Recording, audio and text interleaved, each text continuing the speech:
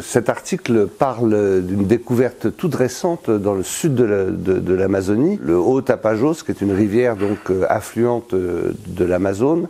Et à la faveur de la critique déforestation de l'Amazonie actuellement, on découvre parfois des sites sous le couvert forestier dégagé, notamment des sites de terrassement, soit des monticules, soit des fossés. Et dans cette région du Haut Tapajós, les archéologues ont découvert plusieurs dizaines de sites de fossés périphériques. Alors c'est des fossés ou circulaires ou carrés, qui correspondent apparemment à des sites cérémoniels précolombiens, il y a plus de 1000 ans. Et dans cette région qui était considérée comme relativement déserte d'hommes avant l'arrivée des Européens, en réalité, il y a eu des populations denses qui ont transformé leur milieu. Cette publication est intéressante parce qu'elle vient en complément de plusieurs publications qui sont sorties ces dernières années sur l'Amazonie, montrant de plus en plus de découvertes à la faveur d'une part de la déforestation et d'autre part de techniques, de méthodologies modernes comme le lidar ou autres qui révèlent l'ampleur de l'impact humain avant l'arrivée des Européens sur cette forêt tropicale.